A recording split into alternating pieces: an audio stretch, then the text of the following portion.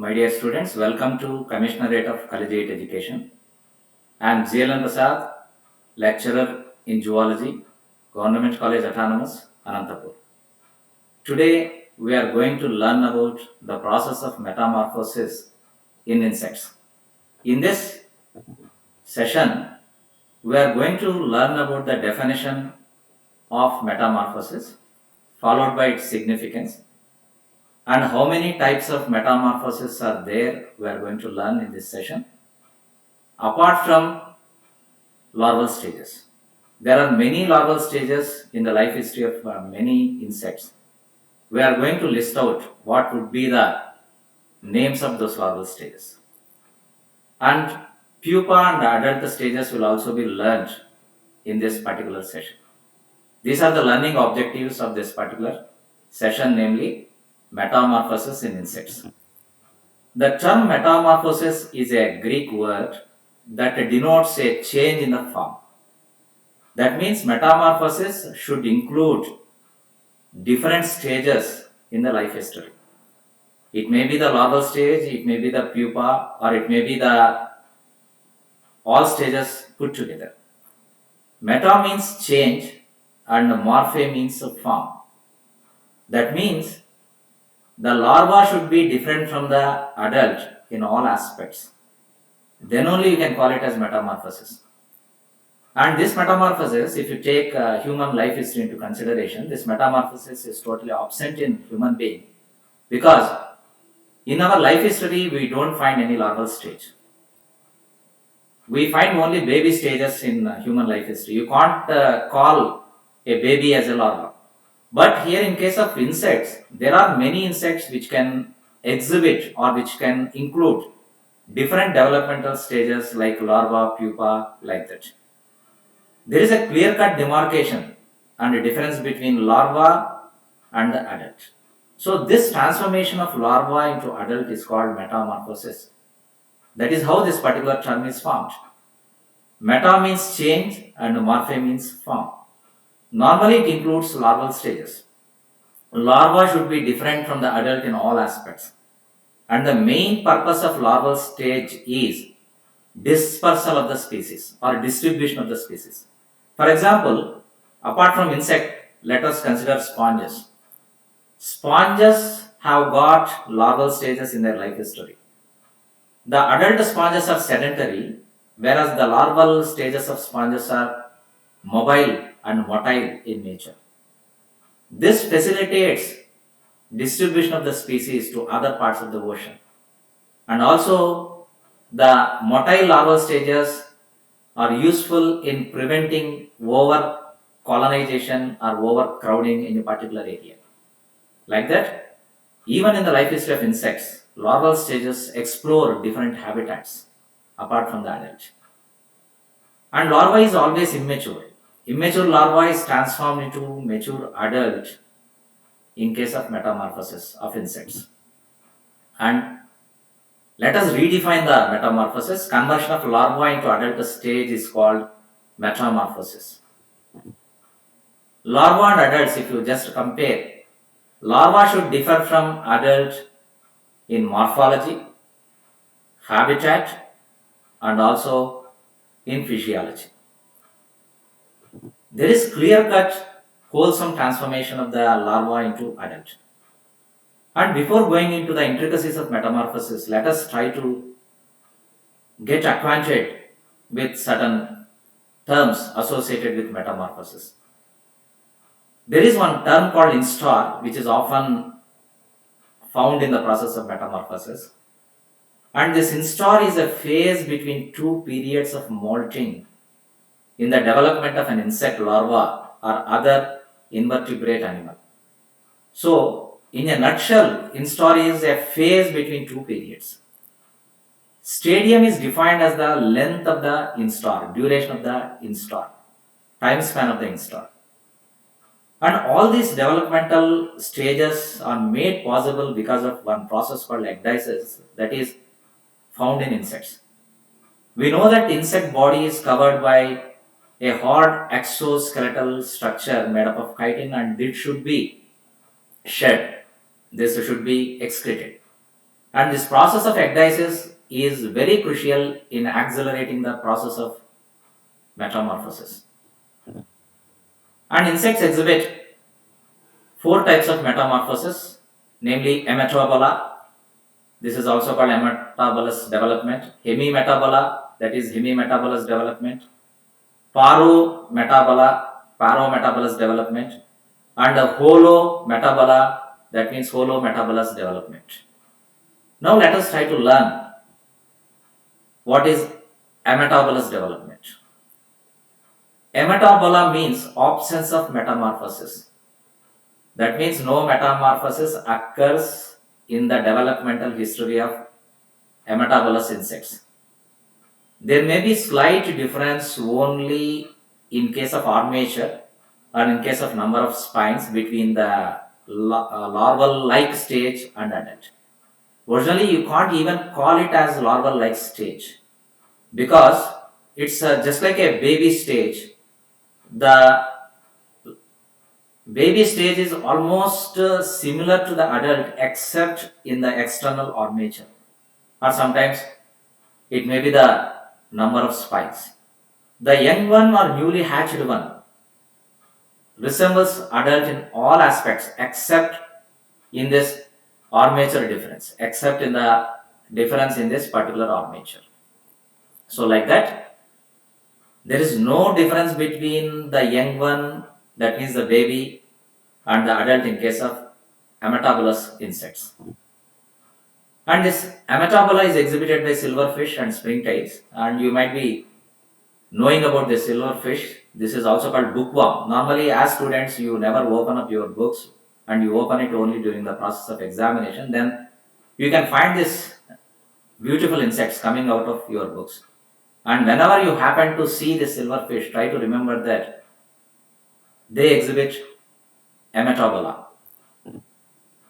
Next metamorphosis is hemimetabolous metamorphosis, and this is also called incomplete metamorphosis. Here, the stages, young stages, are called naiads, and these naiads are aquatic and possess tracheal gills. Whereas in hemimetabolous insects, the adults happen to be terrestrial. You can see the clear-cut difference between naiad and adult in habitat and also in the mode of respiration. Naiads are aquatic, whereas adults are terrestrial. Naiads are respiring through tracheal gills, whereas adults have tracheal system. So like that, there is a clear-cut demarcation between the habits and habitats of both larvae and adult. Hemimetabola is called incomplete metamorphosis because no doubt there are changes, of course, but although the changes in the instar occur even in hemimetabola, they are not as conspicuous as in the parometabola. That is a difference. As I told, this hemimetabola is also called incomplete metamorphosis, and it is exhibited by mayflies, dragonflies, and stoneflies. Now, let us try to concentrate on parometabola. Newly hatched individuals lack wings and external genital appendages in this parometabola. Young ones undergo several successive moltings to become adult. Grasshoppers, aphids, and stink bugs are the best example. Parometabola, in contrast with hemimetabola, is called gradual metamorphosis. Immature young ones are there, of course, and these immature young ones can't be called as larvae in case of parometabola.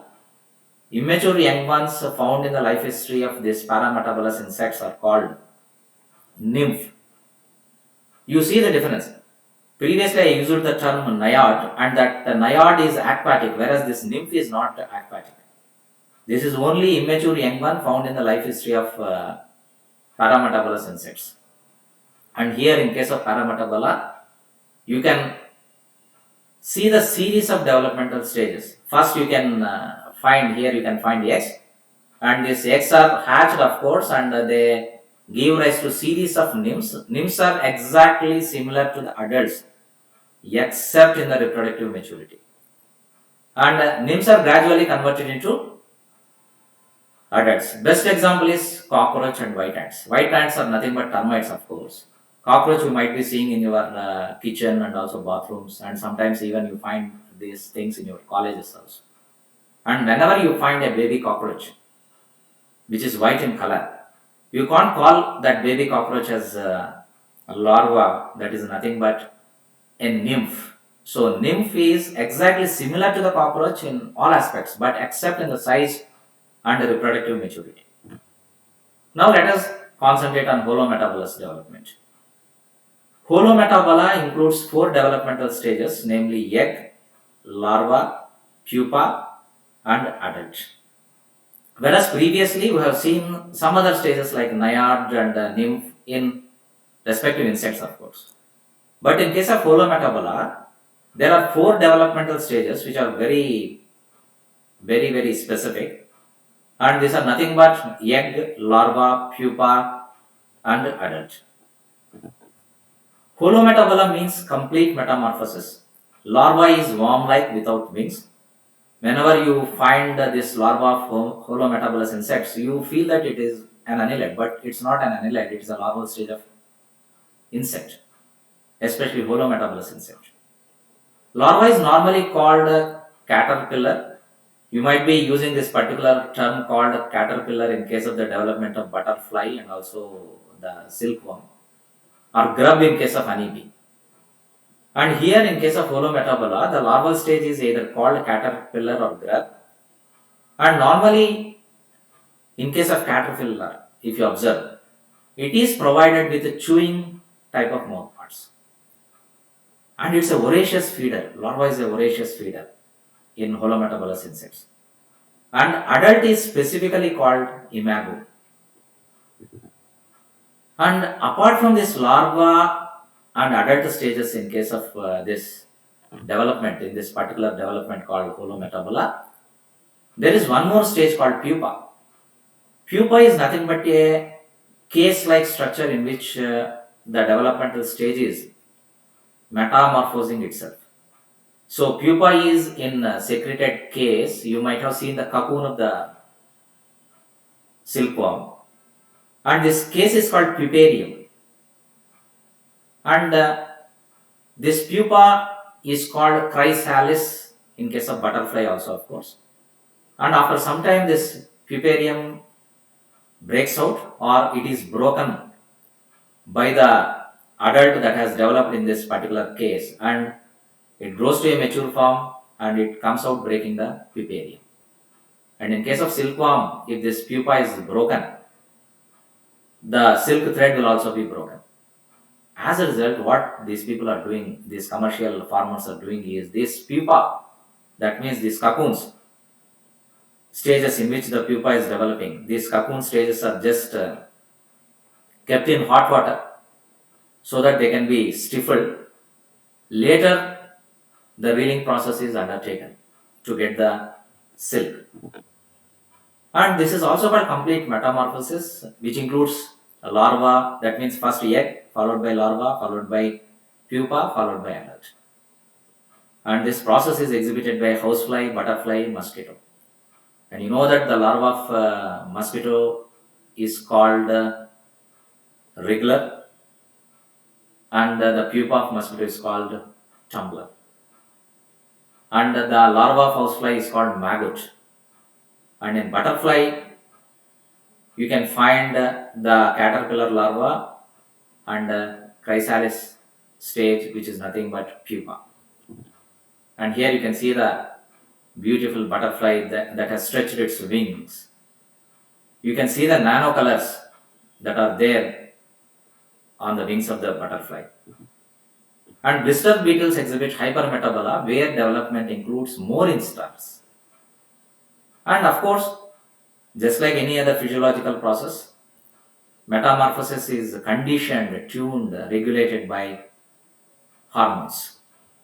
Let us see what are the hormones involved in this particular process called metamorphosis.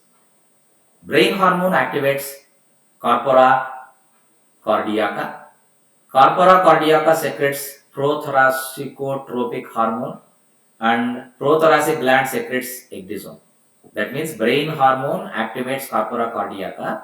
In turn, corpora cardiaca secretes prothoracicotropic hormone, and this activates prothoracic gland, which in turn secretes ecdysone.